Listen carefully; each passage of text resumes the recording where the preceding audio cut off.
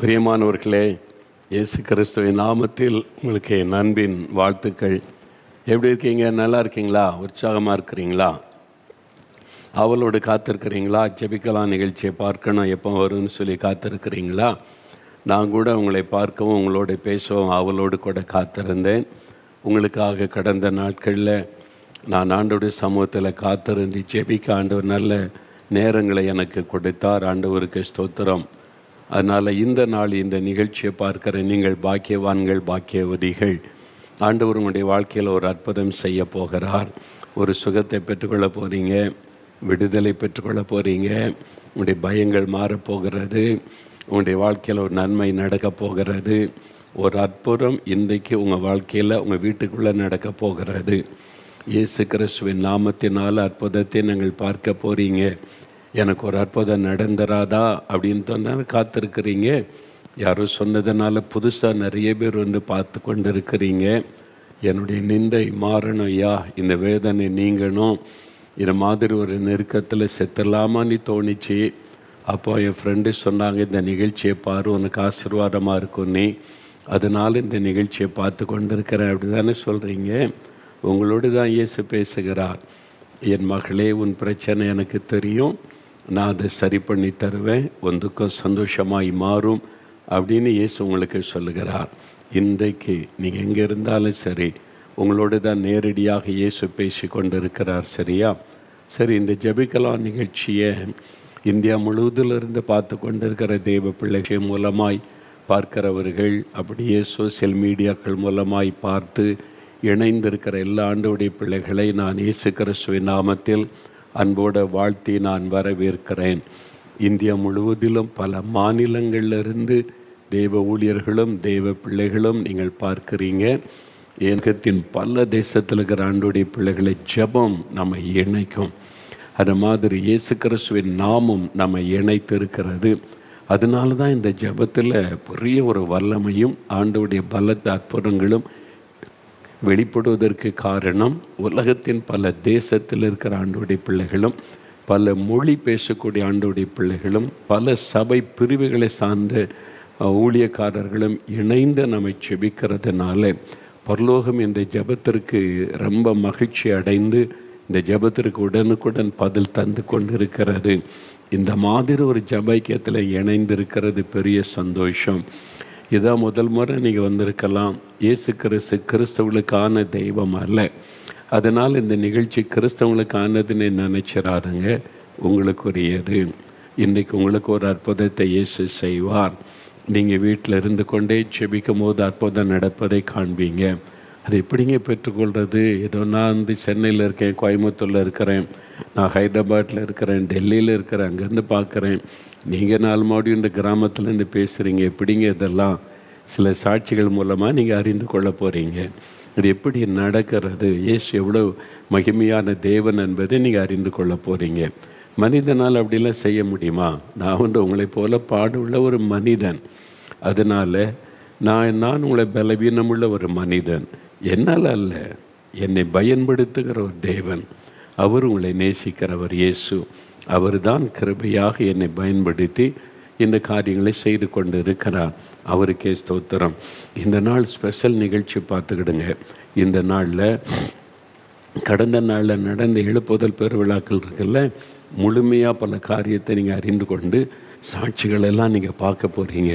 இயேசு எவ்வளோ பெரிய அற்புதங்களை செய்திருக்கிறார்னு. அது இயேசு ரொம்ப நல்லவர், அவர் உங்களை நேசிக்கிறவர், ஒரு நாள் உங்களை கைவிட மாட்டார். அவரை நீங்கள் சொந்தமாக்கி கொண்டீங்கன்னா உங்களை விட்டு விலகவும் மாட்டார், உங்களை கைவிடவும் மாட்டார். உங்களை கடைசி வரை அற்புதமாய் அழகாய் நடத்துவதை நீங்கள் பார்க்க முடியும். சரி, இந்த நாளில் நம்ம அற்புதங்களுக்காக ஜெபிக்கணும் தானே? உங்களுக்கு ஒரு அற்புதம் தேவை இருக்குது இல்லை ஏதோ ஒரு காரியத்தில்? சரி, இயேசுவிடத்திலேருந்து அற்புதம் பெற்றுக்கொள்ள எப்படி ஜெபிக்கிறது? சிலருடைய அனுபவத்தை நீங்கள் கேட்டிங்கன்னா உங்களுக்கு புரியும். அதனால் ஒரு 5 பேருடைய அனுபவங்கள், அவங்க எப்படி இயேசுவோட அற்புதம் பெற்றுக்கொண்டாங்க, என்ன காரியத்திற்காக வேண்டுதல் செய்தாங்க, அதை அவங்களே சொல்லியிருக்கிறாங்க. அவங்க சொன்னதை எங்களுக்கு தெரியப்படுத்தினதை நாங்கள் அவங்களோட பேசி அது என்ன நடந்தது, உண்மைதானா என்பதெல்லாம் அறிந்து அதைத்தான் சாட்சியாக உங்களுக்கு வாசிக்கிறோம். அவனுடைய பெயர் மாத்திரமல்ல, அவருடைய முழு முகவரி, ஃபோன் நம்பர் எல்லாமே எங்களிடத்தில் உண்டு. அதனால் இதெல்லாம் உண்மைதான் என்பதை உறுதிப்படுத்தி கொண்டு தான் உங்களோடு நாங்கள் இந்த சாட்சியை முன்வைக்கிறோம். அதன் பிறகு 2 சாட்சியை நீங்கள் வீடியோவில் பார்க்க போகிறீங்க. இப்போ முதலாவது சாட்சி பாருங்களேன். 5 வருஷமாக ஒரு போராட்டம். சகோதரி சுமதி கிருஷ்ணகிரியிலேருந்து அவங்க வாழ்க்கையில் நடந்ததை சொல்லியிருக்கிறாங்க. என்ன நடந்தது பாருங்க. நான் கடந்த 5 வருடமாக பிசாசு போராட்டத்தினால் பாதிக்கப்பட்டிருந்தேன். எப்பொழுதும் என் மனதில் ஒரு தெளிவு இருக்காது. நான் என்ன செய்கிறேன் என்று தெரியாமல், என்னை அறியாமலேயே ஏதோதோ செய்து கொண்டு இருப்பேன். என்ன பேசுகிறேன் என்று தெரியாமல் நானாகவே பேசிக்கொண்டே இருப்பேன். எங்கள் வீட்டில் உள்ள எல்லாரிடமும் அதிகமாக கோபப்படுவேன். என் கணவரிடமும் காரணமே இல்லாமல் அதிகமாக சண்டையிடுவேன். எப்பொழுதும் தனியாக அமர்ந்து யோசித்து கொண்டே இருப்பேன். ஒருவித பயம் என் மனதில் இருந்து கொண்டே இருக்கும். இதனால் இரவு நேரத்தில் ஒரு நாள் கூட தூக்கமே இருக்காது. என் சரீரமும் எப்பொழுதும் பலவீனமாக இருக்கும்.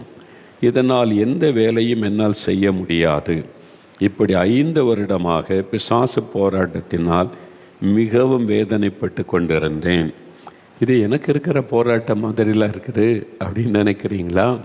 இதே மாதிரி தான் நிறைய பேர் கஷ்டப்படுறாங்க. அப்படி தான் இந்த மகள் கஷ்டப்பட்டு இருக்கிறாங்க. என்ன நடந்தது?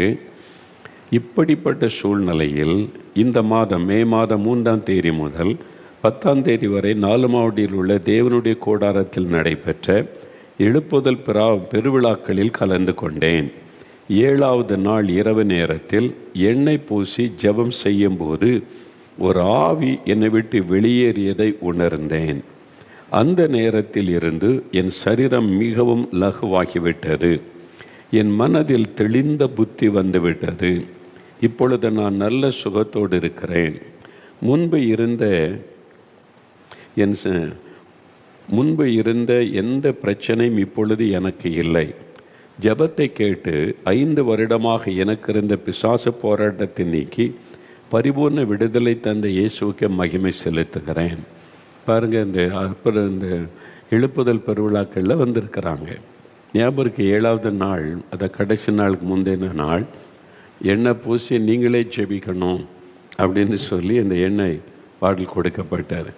விசுவாசித்து ஜெபிங்க, யாக்கோபு 5:14-15 வசனத்தை சொல்லி, அதனால் இயேசுடைய ரத்தம் அதை விசுவாசித்து ஜெபிங்கன்னு சொல்லி அவங்களே ஜெபிக்கும் போது அசுத்தாவி விலகி போயிட்டு 5 வருடமாக இருந்த பிசாசு போயிட்டு இப்போ நல்ல சுகத்தோடு இருக்காங்க. பாருங்கள், உங்களுக்கு எத்தனை வருஷம் போராட்டம்? பயப்படாதங்க, இன்றைக்கு உங்களுக்கு சுகம், விடுதலை. அதுக்கு தான் உங்களோட ஆண்டவர் பேசுகிறார். அடுத்து சகோதரி ஜோன்ஸ் ராணி மேட்டுப்பாளையத்திலிருந்து அவங்க அனுபவத்தை சொல்லியிருக்கிறாங்க. என்னுடைய மகளுக்கு திருமணமாகி 4 வருடமாக குழந்தை இல்லாத இருந்தது. தாமதமாகி கொண்டே இருந்ததால் என்னுடைய மகளுக்காக அதிகமாக விசுவாசத்தோடு இயேசுவிடம் ஜெபிக்க ஆரம்பித்தேன். இந்நிலையில் கடந்த 2023ஆம் வருடம் ஜூலை மாதத்தில் ஒரு நாள் நாலுமாவடி தேவனுடைய கூடாரத்தில் நடைபெற்ற அற்புத விடுதலை பிரார்த்தனை ஜெபத்தில் கலந்து கொண்டேன். அதன் பின்பு சகோதரி ஜாய்ஸ் லாசரஸ் அவர்களிடம் என் மகளுக்காக ஜெபிக்க கேட்டுக்கொண்டேன். அவர்களை மிகுந்த பாரத்தோடு ஜெபம் செய்துவிட்டு, ஆண்டவர் உங்கள் மகளுக்கு சாமுவேலை தருவார் என்று சொன்னார்கள். நானும் விசுவாசத்தோடு கடந்து சென்றேன். தொடர்ந்து இயேசுவிடம் என் மகளுக்காக ஜெபித்து கொண்டே வந்தேன். கடந்த 2024ஆம் வருடம் ஜனவரி மாதத்தில் என் மகள் கருத்தரிக்க தேவன் கிருபை செய்தார். அதே வருடம் அக்டோபர் மாதத்தில் ஒரு அழகான ஆண் குழந்தையை கொடுத்து தேவன் என் மகளை ஆசீர்வதித்திருக்கிறார். சகோதரி ஜாய்ஸ் லாசரஸ் அவர்கள் மூலமாக வாக்கு கொடுத்தபடியே சாமுவேலை தந்த இயேசுவுக்கு ஸ்தோத்திரம். அடுத்தது பாருங்க, சகோதரி சுபிதா கோயமுத்தூர் கோவை சுபிதா 10ஆம் வகுப்பு படித்து வந்த என்னுடைய மகனுக்கு கடந்த டிசம்பர் மாதத்தில் சரீரத்தில் பலவீனம் ஏற்பட்டது. அடிக்கடி தலைவலி மற்றும் தலை சுற்றி ஏற்பட்டு கொண்டே இருக்கும்.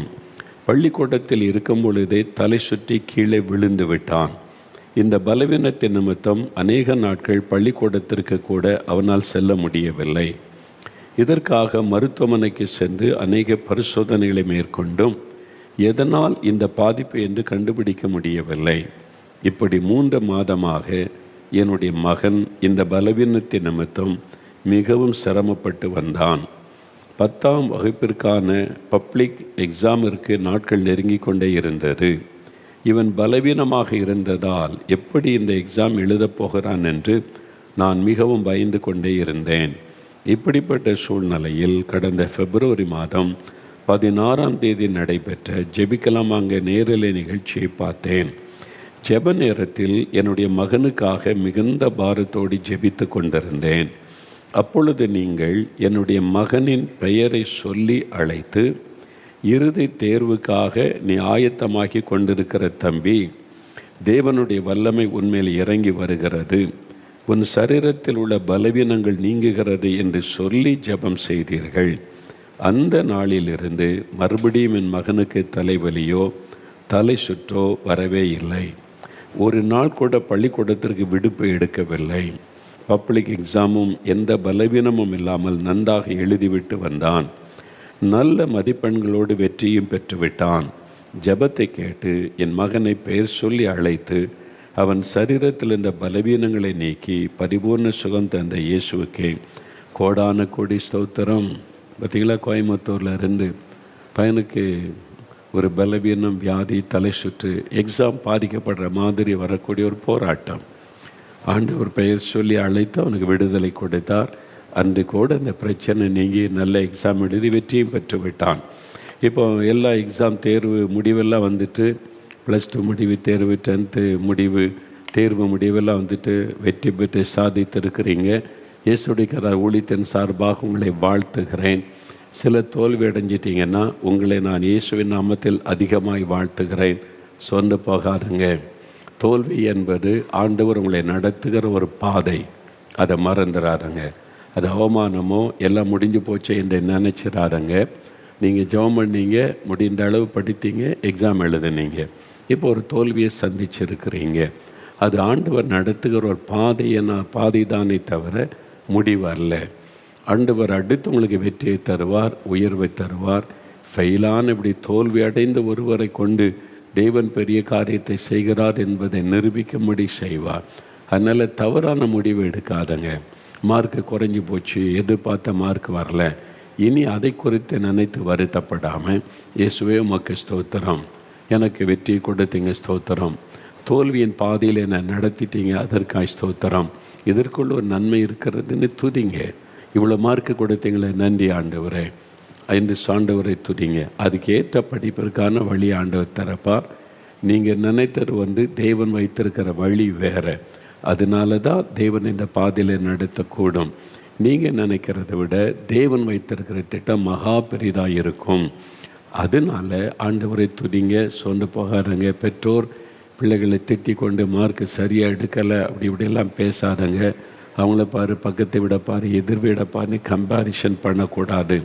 பிள்ளைகளை உற்சாகப்படுத்துங்க. இந்த இவ்வளோ மார்க் எடுத்த போதும், என்ன ஆண்டவர் உனக்கு நாட்கள் வைத்திருக்கிறான்னு உற்சாகப்படுத்துங்க. ஆண்டவர் ஆசீர்வதிப்பார். சரியா? படிப்புக்கு அந்த மார்க்குக்கு ஏற்ற ஒரு படிப்புக்கான வாசலை கர்த்தர் திறப்பார். சரி, அடுத்தது சகோதரி நதியா கன்னியாகுமரியிலிருந்து எழுதியிருக்கிறாங்க, சொல்லியிருக்கிறாங்க. அவங்களுக்கு என்ன நடந்தது பாருங்களேன்.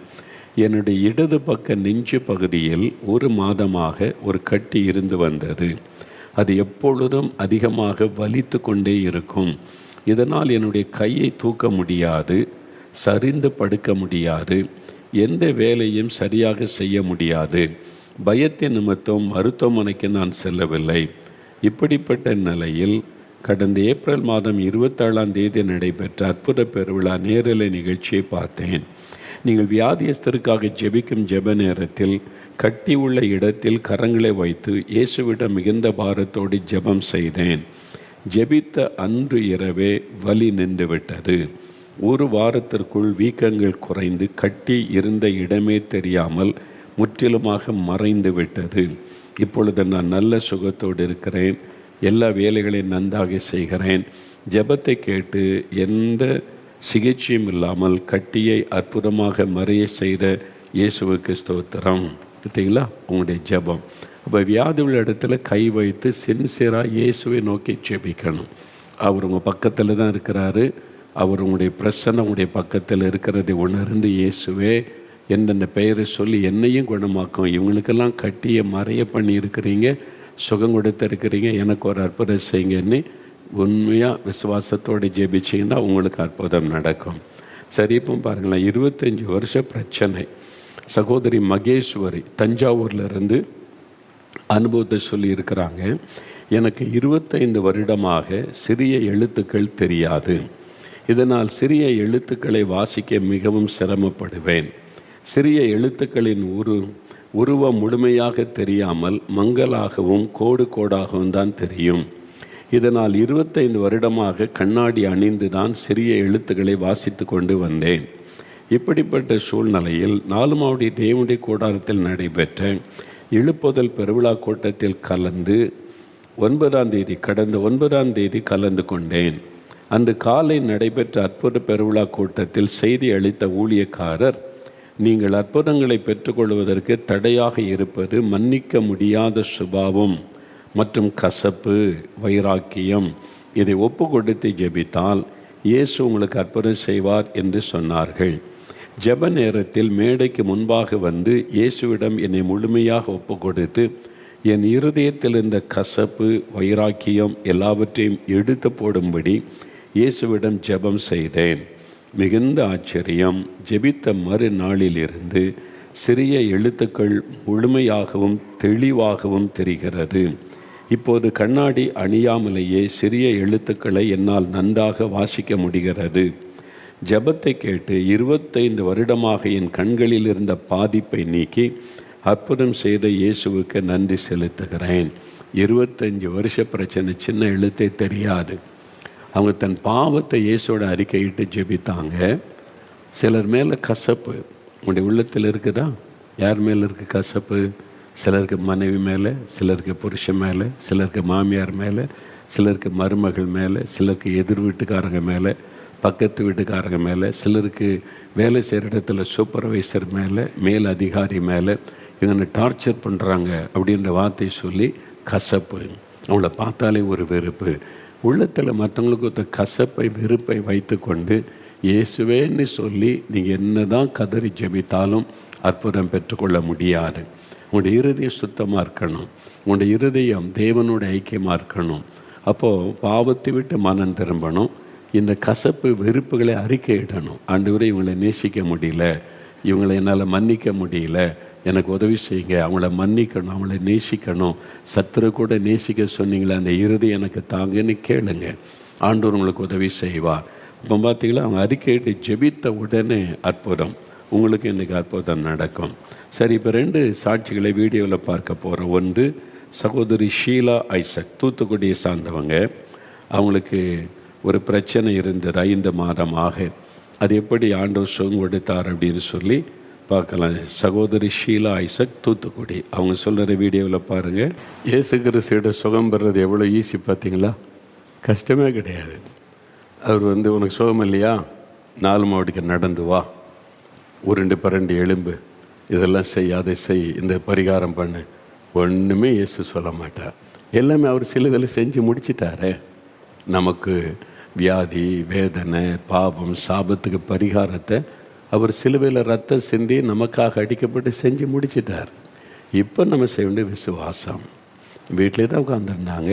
வீட்டில் உட்காந்து செல்ஃபோனில் பார்த்து விசுவாசத்தோடு இயேசுவேன்னு கூப்பிட்டாங்க. அவ்வளோதான். இயேசுன்ற பெயரை சொல்லி ஜெபம் பண்ணாங்க விசுவாசத்தோடு. அப்போ ஆண்டவர் தொட்டு ஒரு அற்புதமான சுகம் கொடுத்தார் பாருங்க.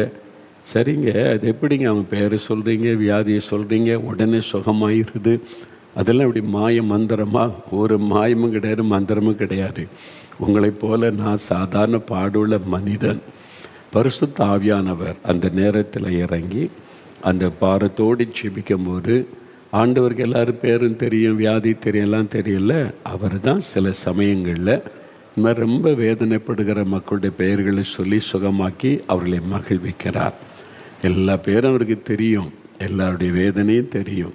ஆனால் எல்லாத்தையும் சொல்லிக்கிட்டு டைம் எல்லாம் போதாது. விசுவாசத்தோடு நீங்கள் ஜெபித்தாலும் அற்புதம் பெற்றுக்கொள்ளலாம். பேர் சொன்னாதான் என்பது கிடையாது. ஆனால் நீங்கள் விசுவாசத்தோடு ஜெபிக்கும் போது சில சமயங்களில் சிலர் ரொம்ப பாதிக்கப்பட்டவர்களுக்கு உள்ளங்களை ஆறுதல் படைத்த தேவன் அப்படி செய்கிறார், அவ்வளோதான். அடுத்து சகோதரர் பிரின்ஸ் ஞானதுரை முனஞ்சிப்பட்டி, இவங்களுக்கு இருந்த பிரச்சனை என்ன, ஆண்டவர் எப்படி அற்புதம் செய்தார்? சகோதரர் பிரின்ஸ் ஞானதுரை முனஞ்சிப்பட்டி. இயேசு எவ்வளோ அற்புதமானவரில்.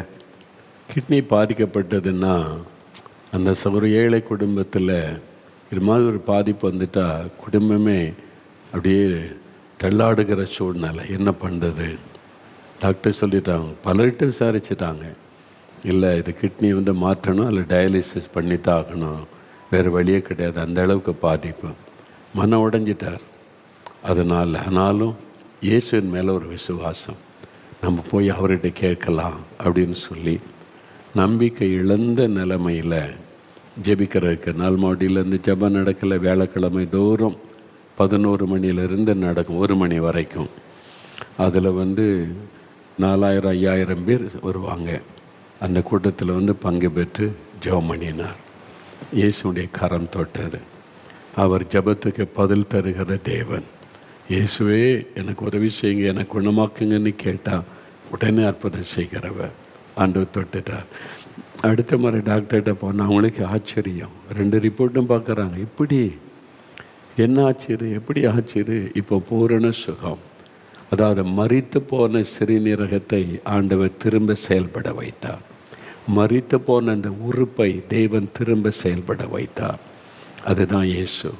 இன்றைக்கு உங்களுடைய வாழ்க்கையில் ஏதோ ஒரு சரீர உறுப்பு மரித்து விட்டது, செயல்பட மாட்டே, கை வாதத்தினால் மறத்து விட்டது, கால் பாதிக்கப்பட்டு விட்டது, முடக்கு வாதம், அசைக்க முடியல, கையை உயர்த்த முடியல, நடக்க முடியல, மரணப்படுக்கைன்னு கலங்குறீங்களா?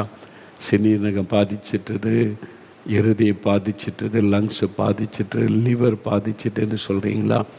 இயேசு புதிதாய் மாற்றுவார் இன்றைக்கு. சரி, பார்த்தீங்களா, இவ்வளோ சாட்சிகளை கேட்டீங்கல்ல. அவங்க எப்படி அற்புதம் பெற்றுக்கொண்டாங்க? இயேசுக்கு காசு கொடுத்தாங்களா, பணம் கொடுத்தாங்களா, இயேசு ஏதாவது கேட்டாரா? அது ஒன்றும் இல்லை. விசுவாசத்தோடு ஜெபித்தா போகிறோம்.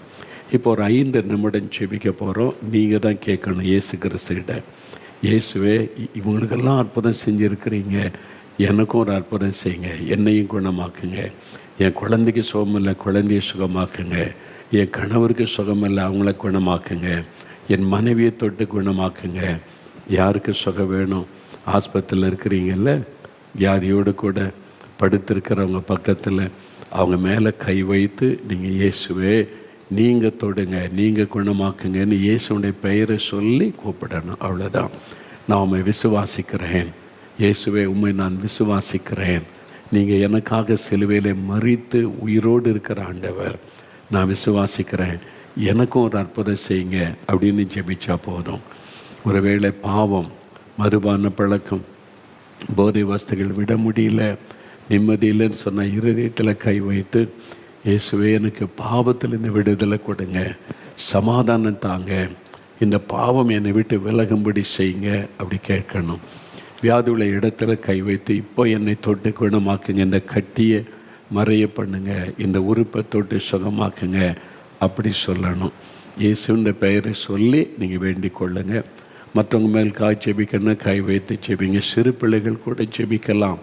குட்டி பிள்ளைகள் ஜெபம் பண்ணி அம்மாவுக்கு சுகம் கிடச்சிருக்குது, அப்பாவுக்கு சுகம் கிடச்சிருக்குது, நீ கை வைத்து எங்கள் அம்மாவை சுகமாக்குங்க ஏசப்பா, எங்கள் அப்பாவுக்கு சுகம் கொடுங்க அப்படின்னு சொல்லுங்கள். ஏசு அற்புதம் செய்வார். செபிக்கிறீங்களா? இப்போ கவனிங்க. முடிந்தால் முழங்கால் படியிட்டு கொள்ளுங்க. முழங்கால் படியிடுவது நம்மை கடவுளுக்கு முன்னாலே தாழ்த்துவதற்கு சமம். அப்படி இல்லைன்னா, அப்படி இப்போ எனக்கு முழங்கால் நின்று பழக்கம் இல்லைங்க அப்படின்னு சொன்னால் உட்கார்ந்தே ஜெபிக்கலாம். நீங்கள் அந்த வியாதியுள்ள இடத்துல கை வைத்து கொள்ளுங்க. ஆனால் கண்களை மூடி ஜெபிக்கணும். எண்ணம் சிதறக்கூடாது. ஒரு மனமாக இயேசுவை உங்களுடைய மனதில் நினைத்து, இயேசுவே என்னை தொடணும், இயேசுவே என்னை குணமாக்கணும், உங்களுடைய சிந்தை ஒருமுகப்படணும். அப்போ தான் அற்புதம் பெற முடியும். சும்மா அப்படி எங்கே பிறகு பார்த்துட்டு சும்மா இயேசு இயேசு அப்படி பேருக்காக சொன்ன அற்புதம் நடக்காது. கருத்தாக ஜெபிக்கணும், விசுவாசத்தோடு ஜெபிக்கணும். இப்போ அற்புதம் நடக்கும். பாருங்கள், ஜெபிக்கிறீங்களா? அப்படி கை வைத்து கொள்ளுங்க. இயேசுவே உமக்கு ஸ்தோத்திரம், இவ்வளோ பேருக்கு அற்புதம் செய்திருக்கிறீங்களே உங்களுக்கு ஸ்தோத்திரம். இப்போ எங்கள் வீட்டுக்குள்ளே வந்திருக்கிறீங்களே இயேசுவே உமக்கு ஸ்தோத்திரம். என்னை நேசிக்கிறதற்காக ஸ்தோத்திரம். என்னை சுகமாக்க எனக்கு விடுதலை கொடுக்கவே எங்கள் வீட்டுக்குள்ளே வந்திருக்கிறீங்க. இயேசுவே ஸ்தோத்திரம். இப்போ என்னை தொடுங்க இயேசுவே, என்னை தொடுங்க இயேசுவே, என்னை குணமாக்குங்க. என் கணவரை தொடுங்க, மனைவியை தொடுங்க இயேசுவே. எனக்கு பிரியமான என் குடும்பத்தாரை தொடுங்க, என் பிள்ளையை தொடுங்க. இயேசுவின் நாமத்தில் சுகம் உண்டாகட்டும். அந்த பெயரை சொல்லுங்கள். இயேசுவின் நாமத்தில் சுகம் உண்டாகட்டும். இயேசுவை தொடும், இயேசுவை குணமாக்கும், இயேசுவை அற்புதம் செய்யும். இயேசு இயேசு இயேசு அந்த பெயரை சொல்ல சொல்ல சொல்ல இப்போ ஆண்டோடைய பிரசன்னம் உடைய வீட்டுக்குள்ளே இறங்குகிறது. ஆண்டோடைய வல்லமை உங்கள் மேலே இறங்குகிறது. பாதிக்கப்பட்ட நரம்பு மண்டலத்தை ஆண்டவர் தொடுகிறார். நரம்பு பாதிக்கப்பட்டு அது இழுத்து கொள்ளுகிறது. காலை அப்படி இழுக்கிறது, கையை இழுக்கிறது. அப்படியே மடக்க முடியல, நீட்ட முடியல, செயலற்ற நிலைமை. இப்போ ஆண்டோடைய வல்லமை இந்த நரம்பு மண்டலத்துக்குள் இறங்குகிறது.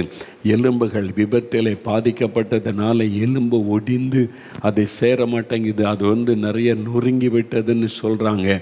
அதனால ஆர்டிஃபிஷியல் அந்த எலும்பு தான் வைக்கணும்னு சொல்கிறாங்க.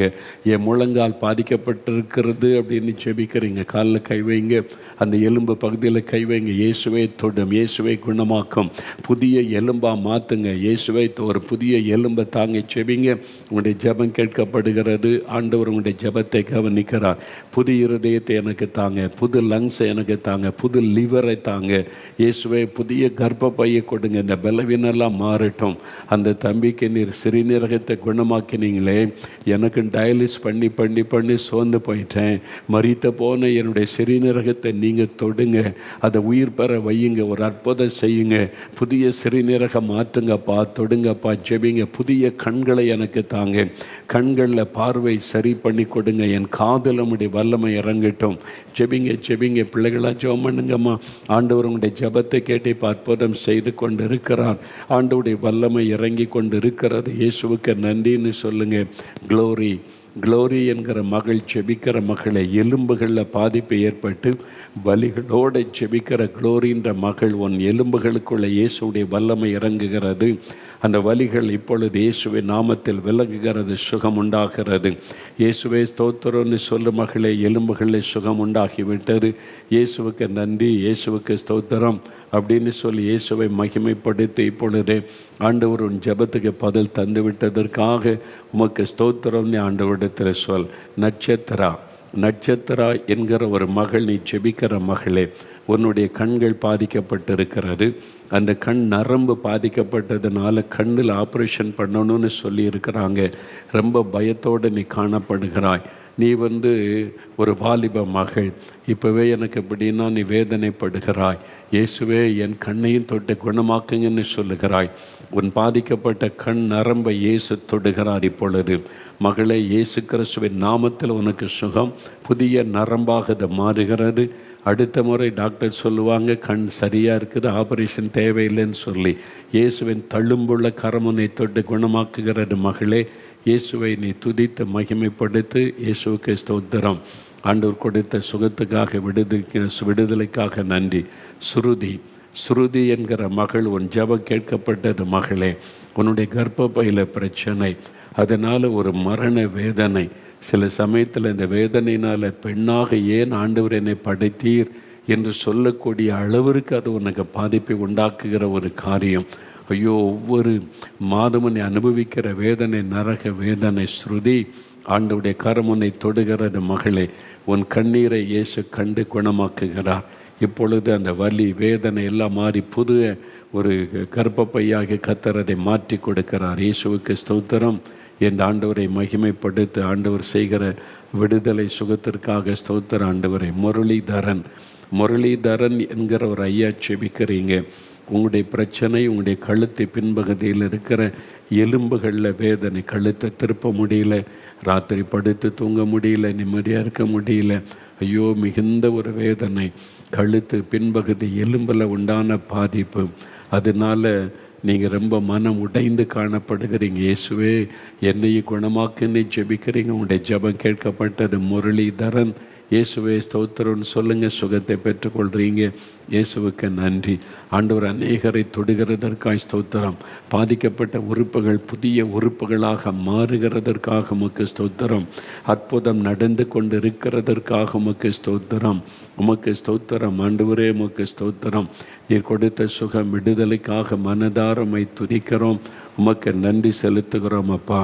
ராஜேஷ் சிங் என்பது உடைய முழு பெயர். ஆண்டவுடைய கரம் உன்னை தொடுகிறது. ராஜேஷ் சிங், ஆண்டவுடைய தழும்புகளால் குணமாக்கப்படுகிறீங்க. உங்களுடைய சரீரத்தில் உண்டாயிருக்கிற வினோதமான வியாதி விலகுகிறது. பல நோயினாலே பாதிக்கப்பட்டு செபிக்கிறீங்க. சகல நோய்களும் இயேசுவின் தழும்புகளால் மறைகிறது. புதிய ஒரு சரீரத்தை ஆண்டவர் உங்களுக்கு தருகிறார். சுகத்தை பெற்றுக்கொள்கிறீங்க. இயேசுவுக்கு ஸ்தோத்திரம்னு சொல்லுங்கள், நன்றின்னு சொல்லுங்கள். தகப்பனே உமக்கு நன்றி. அப்படியே வலதுகரம் வைத்துங்க. இயேசுவே ஸ்தோத்திரம்னு சொல்லுங்கள். என்னை தொட்டதற்காய் நன்றி. சுகம் தந்ததற்காய் ஸ்தோத்திரம். என் ஜெபம் கேட்கப்பட்டதற்காய் நன்றி. ஆண்டவரை ஜெபித்த ஒவ்வொருவருக்கும் நீங்கள் அற்புதம் செய்துட்டீங்க. வியாதிகள் மறைந்தது, கட்டுகள் மாறுகிறது, பயங்கள் விலகுகிறது, கலக்கங்கள் விலகுகிறது, கற்பத்தின் ஆசீர்வாதம் உண்டாகிறது, தடைகள் நீங்கி காரியம் வாய்க்கிறது, வேலைக்கு வழி திறக்கப்படுகிறது, திருமண காரியம் வாய்க்கிறது. ஆண்டவர் அற்புதம் செய்கிறீங்க. நன்றி ஏசு. சமாதானத்தை அருளுகிறீங்க. பாவ பழக்கத்திலிருந்து விடுதலை, பாவத்தை கொண்டு வருகிற ஆவிகள் விலகுகிறது இயேசுவின் நாமத்தை. பாவ கட்டுகள் அறுக்கப்படுகிறது. விடுதலைக்காய் ஸ்தோத்திரம், ஸ்தோத்திரம், ஸ்தோத்திரம். இயேசு கிறிஸ்துவின் நாமத்தில் ஜெபிக்கிறோம் பிதாவே. ஆமேன், ஆமேன். ஆண்டவர் நிறைய பேரை தொட்டு குணமாக்கிட்டார். இயேசுவுக்கு நீங்கள் நன்றி சொல்லணும். இனிமேல் ஆண்டவரை துதிக்கணும். இயேசுவே, என் ஜெபத்தை கேட்டீங்க, சுகம் கொடுத்துட்டீங்க, உங்களுக்கு ஸ்தோத்திரம், உமக்கு நன்றி சொல்லுகிறேன் அப்படின்னு சொல்லி ஆண்டவரை துதிக்கணும். சரியா?